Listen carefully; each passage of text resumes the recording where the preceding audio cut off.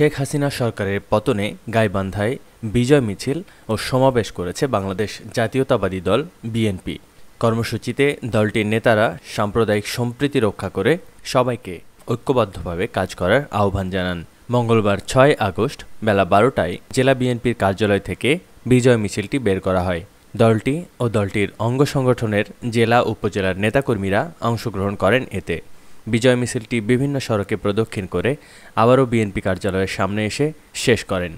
এর আগে সকাল ১০টায় জেলা কার্যালয়ের সামনে সমাবেশ অনুষ্ঠিত হয়।